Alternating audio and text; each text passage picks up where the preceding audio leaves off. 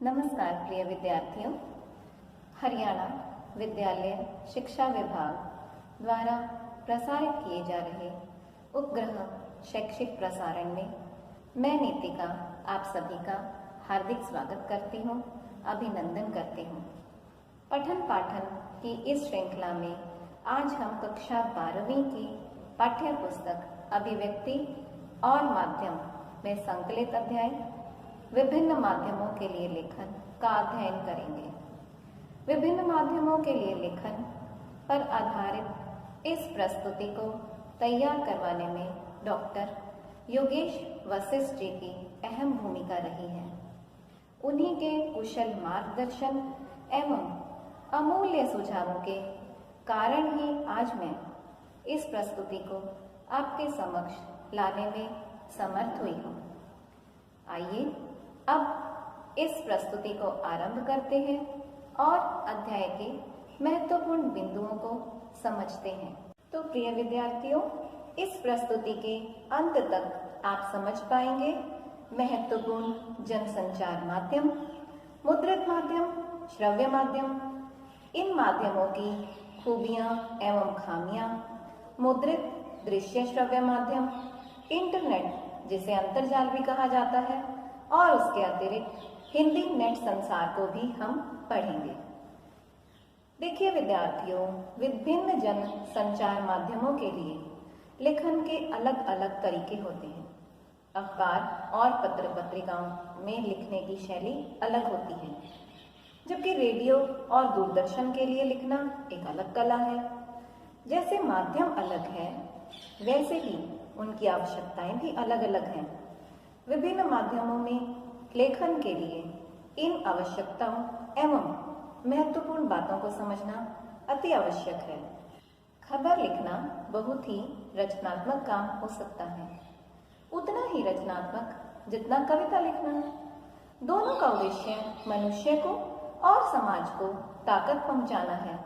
खबर में लेखक तथ्यों को बदल नहीं सकता, पर दो या दो से अधिक तथ्यों के मेल से असलियत को खोल सकता है। ये कथन है सशक्त साहित्यकार और रचनाकार श्री रघुवीर सहाय जी का। अब हम पढ़ते हैं बच्चों प्रमुख जनसंचार माध्यम। जनसंचार माध्यम क्या होते हैं? वे तकनीकी या यांत्रिक माध्यम। जनसंचार माध्यम वे तकनीकी या यांत्रिक माध्यम होते हैं जिनकी सहायता से समाज के विशाल जनसमूह संवाद स्थापित करने, सूचना देने अथवा मनोरंजन आदि का कार्य करते हैं। वैसे तो जनसंचार माध्यमों की बहुत सी विशेषताएं हैं, जैसे जनसंचार माध्यमों के जरिए प्रकाशित या प्रसारित संदेशों की प्रकृति सार्वजनिक होती है। जनसंचार माध्यम अनेक व्यक्तियों के सहयोग से कार्य करते हैं। इन माध्यमों के संचालन के लिए एक औपचारिक संगठन की आवश्यकता होती है, किंतु इन सब विशेषताओं में दो विशेषताएं बहुत महत्वपूर्ण हैं। एक तो यह है कि इनमें फीडबैक यानी कि सूचना या संदेश पाने वाले की प्रतिक्रिया तुरंत ही प्राप्त हो जाती है, और दूसरी, इनमें सूचना के संचारक और उसके प्राप्तकर्ता के बीच सीधा संबंध नहीं होता। तो ये थी जनसंचार माध्यमों की प्रमुख विशेषताएं। आइए अब पहले ये देख लेते हैं कि प्रमुख जनसंचार माध्यम कौन कौन से हैं। प्रमुख जनसंचार माध्यमों में प्रथम है मुद्रित या प्रिंट माध्यम, जैसे कि समाचार पत्र, पत्रिकाएं आदि। द्वितीय श्रव्य माध्यम, जैसे कि रेडियो। दृश्य श्रव्य माध्यम, जिसमें दृश्य भी हो और सुनने की सुविधा भी हो, तो ऐसा माध्यम है दूरदर्शन। और अंतिम है मुद्रित दृश्य श्रव्य माध्यम अर्थात इंटरनेट, जिसे हिंदी में अंतर्जाल भी कहा जाता है। अब हम सर्वप्रथम प्रिंट माध्यम अर्थात मुद्रित माध्यम का अध्ययन करते हैं। प्रिंट अर्थात मुद्रित माध्यम जनसंचार के आधुनिक माध्यमों में सर्वाधिक प्राचीन है। आधुनिक युग की शुरुआत मुद्रण अर्थात छपाई के आविष्कार से हुई। मुद्रण की शुरुआत वैसे तो चीन से हुई, किंतु आज हम जिस छापे खाने को देखते हैं इसके आविष्कार का श्रेय जर्मनी के गुटेनबर्ग को जाता है। प्रेस के आविष्कार ने दुनिया की तस्वीर ही बदल दी। यूरोप में पुनर्जागरण अर्थात रेनेसां की शुरुआत में छापेखाने की अहम भूमिका रही। भारत में पहला छापाखाना सन 1556 ईस्वी में गोवा में खुला। इसे ईसाई मिशनरियों ने धर्म प्रचार की पुस्तकें छापने के लिए खोला था। तब से अब तक मुद्रण की तकनीक में बहुत से सकारात्मक परिवर्तन हुए हैं और मुद्रित माध्यमों का बहुत विस्तार भी हुआ है। मुद्रित माध्यमों के अंतर्गत अखबार, पत्र, पत्रिकाएं, पुस्तकें अर्थात जितनी भी प्रकाशित आप चीज़ें देखते हैं वो सब आती हैं। दैनिक युग में इनका बहुत अधिक महत्व है। प्रिय विद्यार्थियों, मुद्रित माध्यम समाज के पढ़े लिखे वर्ग हेतु एक माध्यम है, इसलिए इसमें लेखन हेतु बहुत सी बातों का ध्यान रखना अति आवश्यक है। आइए अब उन महत्वपूर्ण बिंदुओं पर ध्यान देते हैं। लेखन में भाषा, व्याकरण, वर्तनी एवं शैली का ध्यान रखना आवश्यक है। लेखन हेतु प्रचलित भाषा का प्रयोग ही किया जाना चाहिए। लेखन एवं प्रकाशन के बीच गलतियां एवं अशुद्धियों को शुद्ध करके ही प्रकाशित किया जाए। समय सीमा एवं निर्धारित स्थान के अनुसार ही लेख होना चाहिए। लेखन में सहज, स्पष्ट एवं सरल भाषा का प्रयोग हो जिसे उस स्थान के लोग सरलता से समझ सकें। तारतम्यता एवं प्रवाहमयता का भी पूर्ण ध्यान रखना अति आवश्यक है। इन सब बातों के साथ साथ हमें ये भी ध्यान रखना चाहिए कि लिखित भाषा और मौखिक भाषा में सबसे बड़ा अंतर ये होता है कि लिखित भाषा अनुशासन की मांग करती है। बोलने में एक स्वतः स्फूर्तता होती है, लेकिन लिखने में भाषा, व्याकरण, वर्तनी और शब्दों के उपयुक्त इस्तेमाल का ध्यान रखना बहुत ज़रूरी है। इतना ही नहीं, अगर लिखे हुए को प्रकाशित होना है अर्थात काफ़ी लोगों तक पहुंचना है तो आपको एक प्रचलित भाषा में ही लिखना पड़ता है जिसे अधिक से अधिक लोग समझ सकें। आइए अब मुद्रित माध्यमों की खूबियों पर चर्चा करते हैं। वैसे तो मुद्रित माध्यमों की बहुत सी खूबियां हैं, हम उसकी विशेषताएं देख ही चुके हैं। प्रथम हम बात करते हैं स्थायित्व। मुद्रित माध्यमों में छपे हुए शब्द स्थायी होते हैं। इन्हें हम धीरे धीरे आराम से अपनी सुविधानुसार पढ़ सकते हैं। चिंतन, विचार एवं विश्लेषण का सशक्त माध्यम। मुद्रित माध्यम चिंतन, विचार और विश्लेषण का एक बहुत सशक्त माध्यम है। पढ़ते पढ़ते हम चिंतन, विचार आदि भी कर सकते हैं। इसे बार बार भी पढ़ सकते हैं। भाषा का विस्तार, व्याकरण, वर्तनी आदि दोषों का परिष्कार होता है। मुद्रित माध्यम में लिखित भाषा की सभी विशेषताएं देखी जा सकती हैं। निरंतर समाचार पत्र, पत्रिकाएं एवं अन्य पुस्तकें आदि पढ़कर हम अपनी भाषा का परिष्कार कर सकते हैं। उसके साथ साथ व्याकरण, वर्तनी आदि दोषों का भी परिष्कार किया जा सकता है। सरलता एवं सुगमता। मुद्रित माध्यम हमें सरलता से उपलब्ध हो जाते हैं और अपनी सुविधा अनुसार हम इन्हें कहीं भी पढ़ सकते हैं, ले जा सकते हैं। एक प्रमुख खूबी जो मुद्रित माध्यम की है वह सूचना देना अथवा सूचित करना। जनसंचार माध्यमों का प्रमुख कार्य सूचना देना है। हमें उनके ज़रिए ही दुनिया भर से सूचनाएं प्राप्त होती हैं। हमारी ज़रूरतों का एक बहुत बड़ा हिस्सा जनसंचार माध्यमों के ज़रिए ही पूरा होता है। शिक्षित करना। जनसंचार माध्यम सूचनाओं के द्वारा हमें जागरूक करते हैं, हमें देश दुनिया के हाल से परिचित कराने और उनके प्रति सजग बनाने में मुद्रित माध्यम का बहुत बड़ा हाथ है।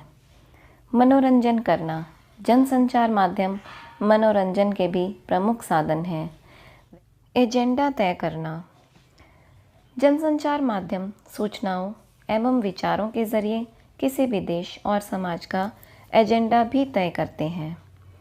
विभिन्न नवीन सरकारी नीतियों का सकारात्मक एवं नकारात्मक पक्ष रखना, इसे हम निगरानी करना भी कह सकते हैं।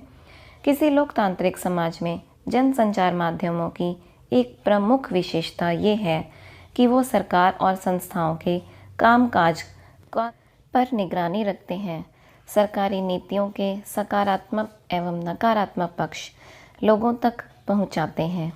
यह भी मुद्रित माध्यमों की एक बहुत बड़ी खूबी है। आइए अब मुद्रित माध्यमों की खामियों पर बात करते हैं। मुद्रित माध्यमों की खामियों में सबसे बड़ी खामी है साक्षरता की अनिवार्यता। मुद्रित माध्यमों को उपयोग करने के लिए हमें साक्षर होना अति आवश्यक है। अनपढ़ लोगों के लिए यह माध्यम उतना सशक्त, उतना उपयोगी नहीं है। नवीनतम सूचनाओं की प्राप्ति में देरी।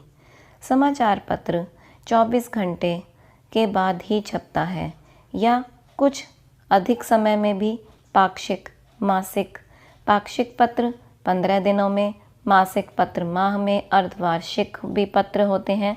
अलग अलग समय पर पत्र पत्रिकाएं आदि छपते हैं, तो इसमें हमें नवीनतम सूचनाओं की प्राप्ति में बहुत समय लग जाता है। लेखन के लिए स्थान की कमी।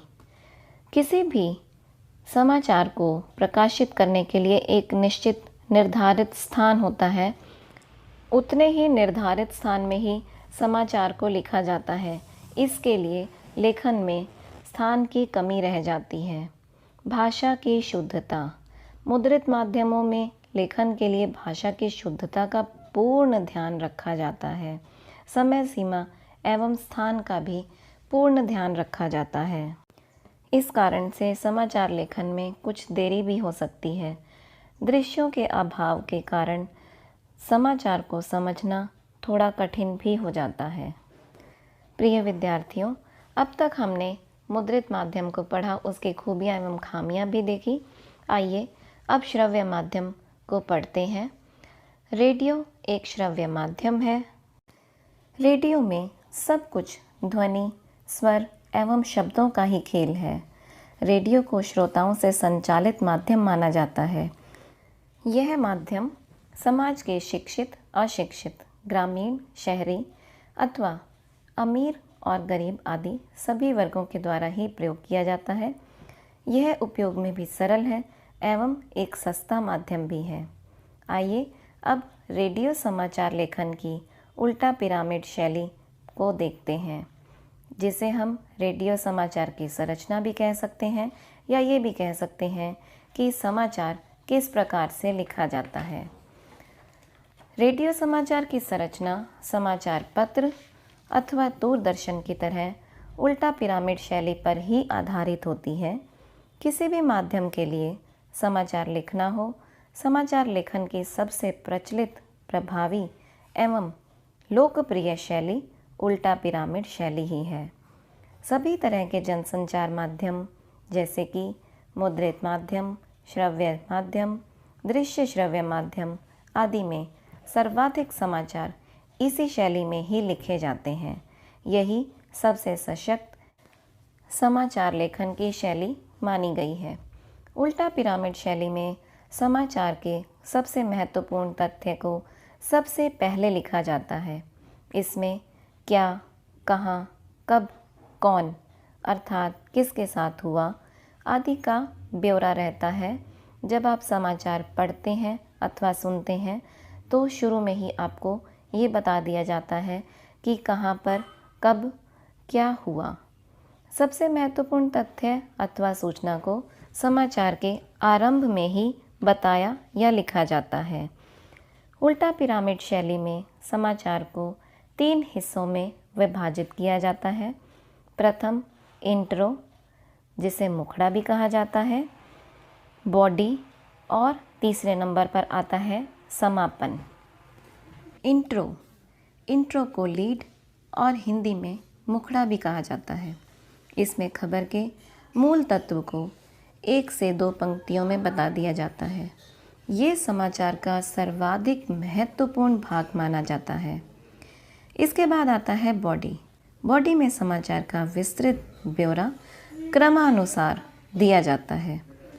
अंत में समापन रहता है। इसमें प्रासंगिक तथ्य तथा सूचनाएं दी जाती हैं।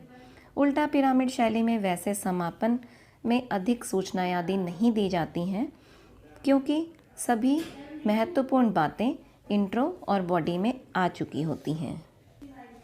रेडियो हेतु समाचार लेखन के लिए बुनियादी बातें जिनका हमें अवश्य ध्यान रखना चाहिए वे इस प्रकार हैं।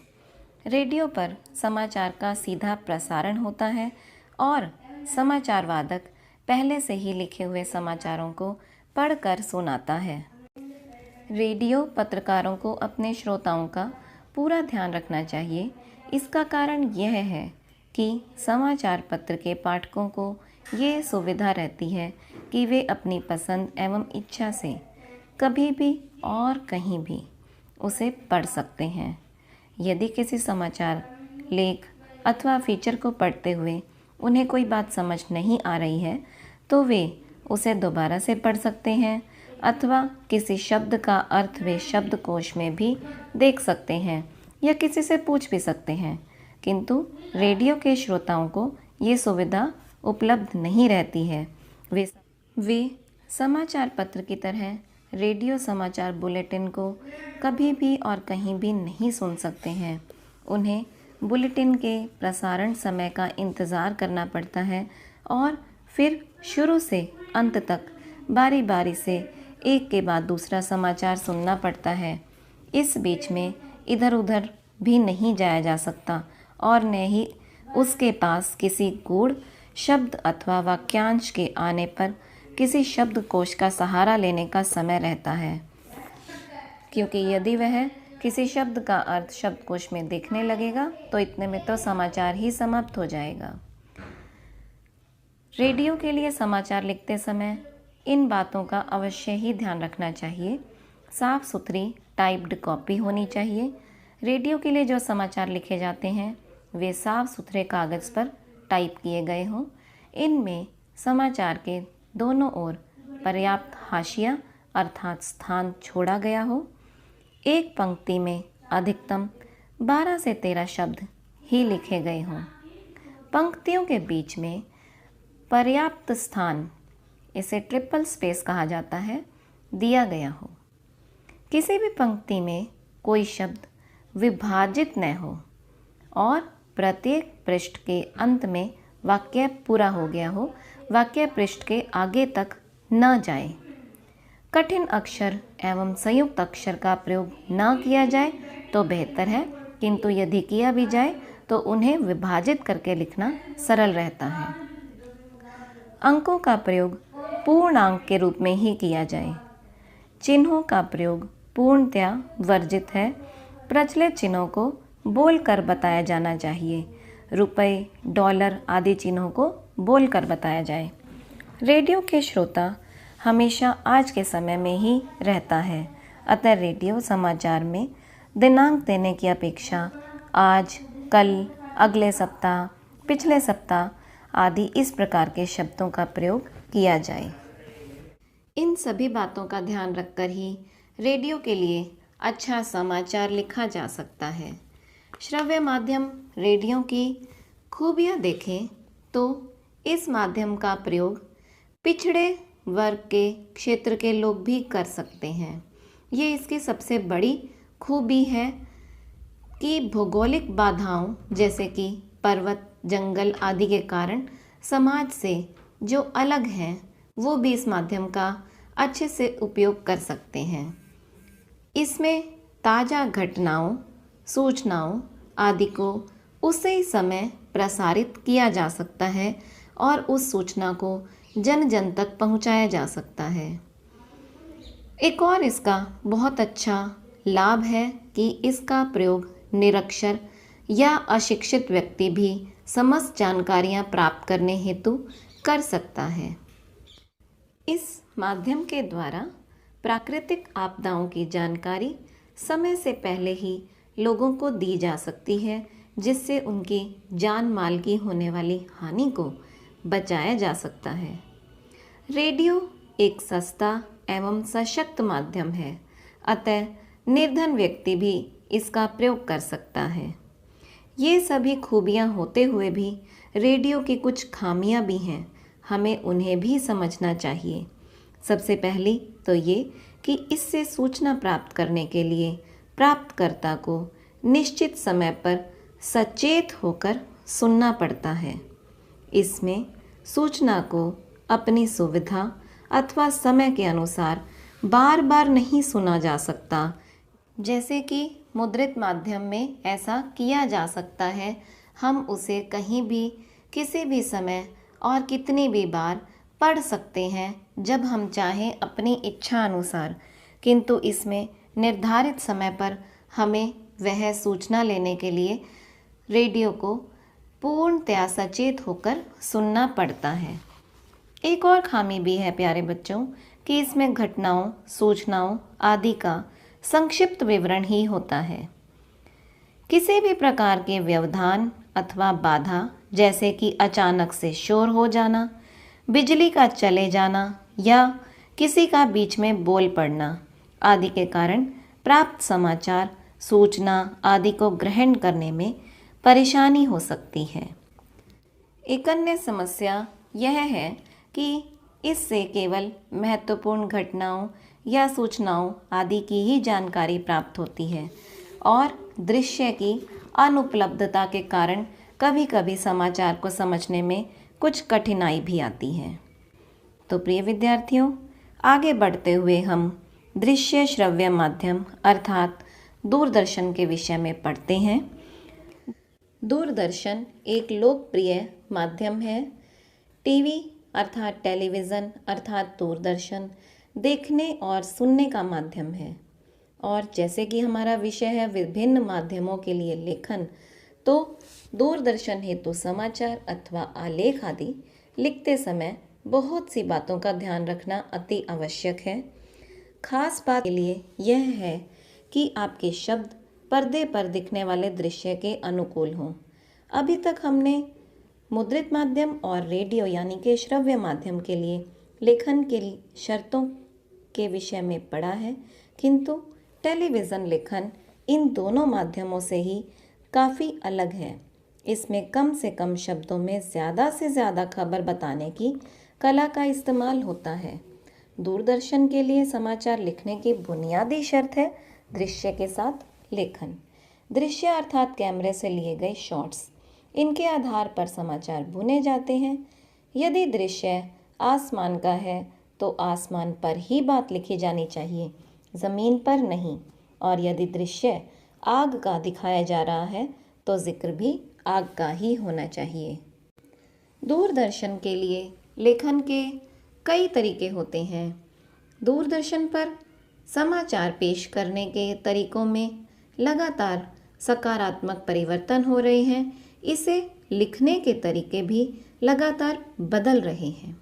इसे समझने के लिए ये ज़रूरी है कि हम टीवी पर दिखाई जाने वाली खबरों के प्रचलित ढांचे या फॉर्मेट को समझें। टीवी खबरों के विभिन्न चरण। किसी भी टीवी चैनल पर खबर देने का मूल आधार वही होता है जो मुद्रित या रेडियो पत्रकारिता के क्षेत्र में चल रहा है। अर्थात सबसे पहले सूचना देना कि कहाँ, कब, क्या हुआ। टीवी में भी ये सूचनाएं कई चरणों से होकर दर्शकों के पास पहुंचती हैं। ये चरण हैं फ्लैश या breaking news, dry anchor, phone in, anchor visual, anchor byte, live एवं अंत में एंकर पैकेज। फ्लैश या ब्रेकिंग न्यूज़ तत्कालीन घटित वह महत्वपूर्ण समाचार जो बहुत कम शब्दों में दर्शकों तक तत्काल पहुंचाई जाती है। उसे फ्लैश या ब्रेकिंग न्यूज़ कहते हैं। उसके बाद बात आती है ड्राई एंकर। इसमें एंकर के द्वारा दर्शकों को ये स्पष्ट किया जाता है कि कब, कहाँ, कैसे और क्या हुआ। जब तक समाचार के दृश्य स्टूडियो तक नहीं पहुंचते, तब तक एंकर ही संवाददाता से प्राप्त हो चुकी जानकारियों को दर्शकों तक पहुंचाता है। तीसरे नंबर पर है फ़ोन इन। ड्राई एंकर के बाद फ़ोन इन के द्वारा दर्शकों तक समाचार को विस्तार पूर्वक पहुंचाया जाता है। संवाददाता घटना के स्थान पर होता है और वहीं से फ़ोन के द्वारा संपूर्ण जानकारी पहुंचाता है। इसके बाद का चरण है एंकर विजुअल। जिस समय संवाददाता को घटना से संबंधित दृश्य मिल जाते हैं, तब उन दृश्यों को आधार बनाकर खबर लिखी जाती है।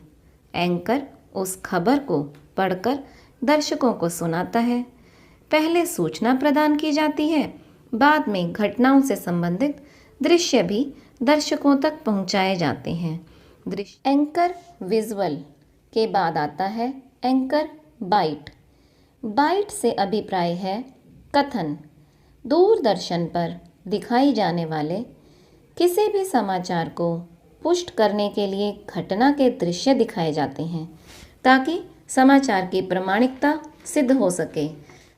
किसी घटना की सूचना देने और उसके दृश्य दिखाने के साथ ही इस घटना के बारे में प्रत्यक्षदर्शियों या संबंधित व्यक्तियों का कथन दिखा और सुनाकर खबर को प्रामाणिकता प्रदान की जाती है। अगला चरण है लाइव। लाइव अर्थात किसी खबर का घटनास्थल से सीधा प्रसारण। सभी टीवी चैनल ऐसी ही कोशिश करते हैं कि जिससे किसी बड़ी घटना के दृश्य तत्काल दर्शकों तक सीधे पहुंचाए जा सकें। इसके लिए मौके पर मौजूद रिपोर्टर और कैमरामैन ओबी वैन के ज़रिए घटना के बारे में सीधे दर्शकों को दिखाते और बताते हैं। टीवी खबरों के विभिन्न चरण में अंतिम आता है एंकर पैकेज। पैकेज किसी भी खबर को संपूर्णता के साथ पेश करने का एक जरिया है। इसमें घटना के दृश्य, घटना से संबंधित व्यक्तियों के कथन, समाचार, ग्राफिक आदि के द्वारा सूचनाएं दी जाती हैं। तो प्रिय विद्यार्थियों, ये थे टीवी खबरों के विभिन्न चरण। अब हम आगे बढ़ते हुए करते हैं इंटरनेट। इंटरनेट अर्थात मुद्रित दृश्य श्रव्य माध्यम। इंटरनेट पत्रकारिता, ऑनलाइन पत्रकारिता, साइबर पत्रकारिता या वेब पत्रकारिता, इसे आप कुछ भी कह लीजिए। हम सभी के लिए अब यह एक आदत सी बनती जा रही है। जो लोग इंटरनेट के अभ्यस्त हैं या जिनके पास 24 घंटे इंटरनेट की सुविधा उपलब्ध है, उन्हें अब कागज़ पर छपे हुए समाचार उतने ताज़े या मनभावन नहीं लगते। वे हर घंटे या कुछ ही समय में स्वयं को अपडेट करना चाहते हैं। उन्हें ऐसी आदत ही हो जाती है। भारत में कंप्यूटर साक्षरता की दर बहुत तेज़ी से बढ़ रही है। इंटरनेट का प्रयोग भी प्रति वर्ष बहुत बढ़ता ही जा रहा है। इसकी वजह यह है कि इंटरनेट पर आप एक ही झटके में बहुत सारी खबरें देख सकते हैं, पढ़ सकते हैं, दुनिया भर की चर्चाओं परिचर्चाओं में शरीक हो सकते हैं और अखबारों की पुरानी फाइलें खंगाल सकते हैं। अर्थात पहले कुछ वर्ष पुराना समाचार प्राप्त करने के लिए हमें पुस्तकालय में जाकर उस समय की अखबारों को खंगालना पड़ता था, किंतु इंटरनेट पर कुछ ही मिनटों में ये काम बड़ी सरलता से घर पर बैठे या कहीं पर भी हो सकता है। इंटरनेट केवल एक टूल अर्थात औजार है जिसे सूचना, मनोरंजन, ज्ञान और व्यक्तिगत या सार्वजनिक संवादों के आदान प्रदान के लिए इस्तेमाल किया जा सकता है। इंटरनेट पर पत्रकारिता के भी दो रूप हैं। पहला तो इंटरनेट का एक माध्यम या औजार के तौर पर इस्तेमाल, अर्थात खबरों के संप्रेषण के लिए इंटरनेट का प्रयोग, और दूसरा रिपोर्टर अपनी खबर को एक जगह से दूसरी जगह तक ईमेल के ज़रिए भेजने और समाचारों के संकलन, समाचारों के सत्यापन और पुष्टिकरण में भी इसका इस्तेमाल करता है। इन सब के अतिरिक्त और भी बहुत से फ़ायदे हम इंटरनेट से ले सकते हैं। रिसर्च जैसे कि शोध का काम तो इंटरनेट ने बहुत ही सरल कर दिया है।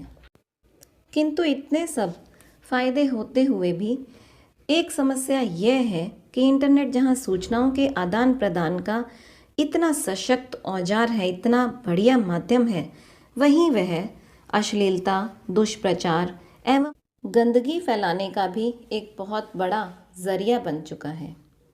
आइए अब पढ़ते हैं इंटरनेट पत्रकारिता का इतिहास। इंटरनेट पत्रकारिता का विश्व स्तर पर तीसरा दौर चल रहा है। पहला दौर था 1982 से 1992 तक, जबकि दूसरा दौर चला 1993 से 2001 तक। तीसरे दौर की इंटरनेट पत्रकारिता 2002 से अब तक की है। पहले चरण में इंटरनेट स्वयं प्रयोग के धरातल पर था, इसलिए बड़े बड़े प्रकाशन समूह यही देख रहे थे कि कैसे समाचारों की उपस्थिति सुपर इंफॉर्मेशन हाईवे पर दर्ज हो। किंतु आज के दौर में तकनीक के स्तर पर भी इंटरनेट का ज़बरदस्त विकास हुआ है। नई वेब भाषा HTML, hyper text marked up language I, internet email आया, इंटरनेट एक्सप्लोरर और नेटस्केप नाम के ब्राउज़र आए। इनके कारण और आगे होने वाले अनेकों परिवर्तनों के कारण इंटरनेट एक बहुत बढ़िया माध्यम हो गया है। सूचनाओं के आदान प्रदान के माध्यम के तौर पर इंटरनेट का कोई जवाब नहीं है। इसकी प्रासंगिकता आज है और आगे भी बनी ही रहेगी। इंटरनेट पत्रकारिता का 2002 से शुरू हुआ तीसरा दौर सच्चे अर्थों में बहुत ही टिकाऊ साबित हुआ है और होता रहेगा। भारत में इंटरनेट पत्रकारिता, आइए बच्चों अब इसके बारे में पढ़ते हैं। भारत में इंटरनेट पत्रकारिता का अभी दूसरा दौर चल रहा है। भारत के लिए पहला दौर 1993 से शुरू हुआ माना जाता है, जबकि दूसरा दौर सन 2003 में शुरू हुआ।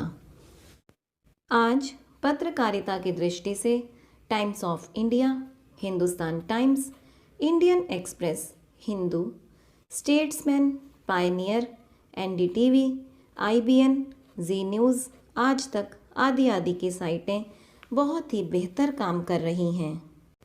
भारत में rediff.com, इंडिया इन्फोलाइन, सिफी आदि जैसी बहुत सी साइटें हैं जो सच्चे अर्थों में वेब पत्रकारिता का काम कर रही हैं। वेबसाइट पर विशुद्ध पत्रकारिता शुरू करने का श्रेय तहलका.com को जाता है। प्रिय विद्यार्थियों, अब हम हिंदी नेट संसार के विषय में पढ़ते हैं। हिंदी में नेट पत्रकारिता वेब दुनिया के साथ ही शुरू हो गई थी। इंदौर के नई दुनिया समूह से शुरू हुआ ये पोर्टल हिंदी का संपूर्ण पोर्टल है। इसके साथ ही हिंदी की अखबारों ने भी विश्वजाल में अपनी उपस्थिति दर्ज करनी शुरू कर दी थी।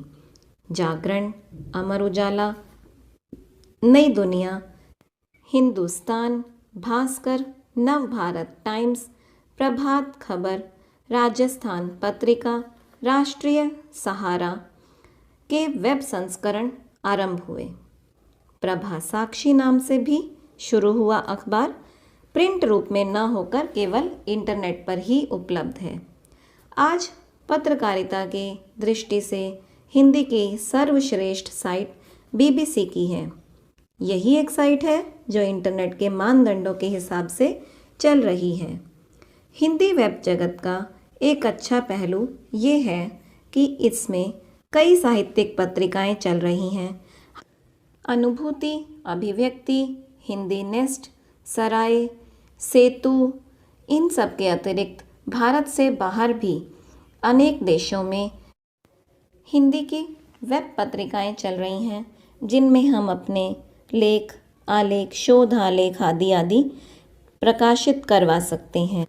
वैसे तो हिंदी वेब पत्रकारिता में लगातार सुधार हो रहा है, किंतु फिर भी अभी हिंदी पत्रकारिता वेब संस्करण के आधार पर अपने शैशव काल में ही है।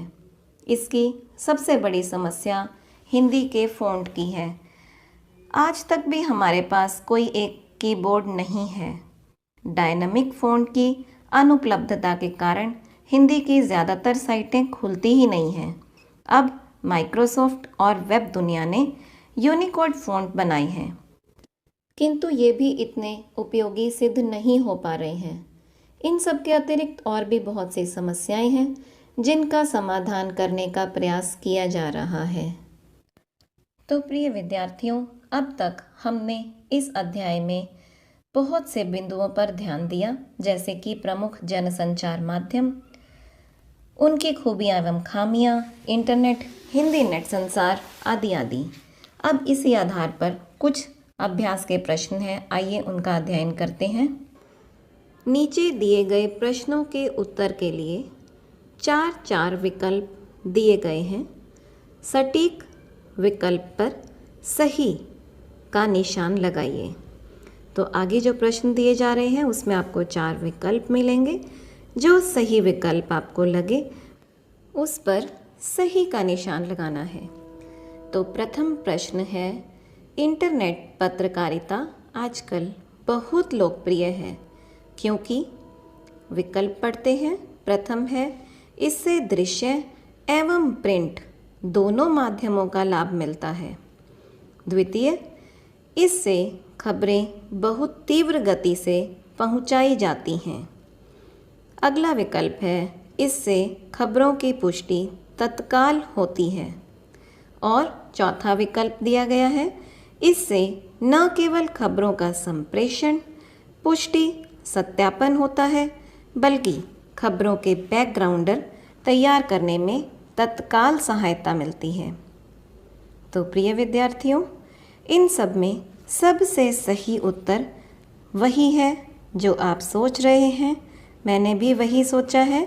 चौथा विकल्प सही है कि इससे न केवल खबरों का संप्रेषण, पुष्टि, सत्यापन होता है, बल्कि खबरों के बैकग्राउंडर तैयार करने में तत्काल सहायता मिलती है।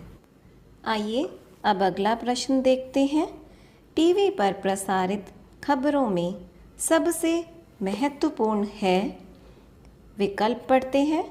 पहला है विजुअल, दूसरा नेट, तीसरा बाइट, चौथा है उपयुक्त सभी। तो दोबारा एक बार प्रश्न पढ़ें तो टीवी पर प्रसारित खबरों में सर्वाधिक महत्वपूर्ण, सबसे महत्वपूर्ण क्या है? विजुअल भी ज़रूरी है, नेट भी ज़रूरी है, बाइट भी ज़रूरी है।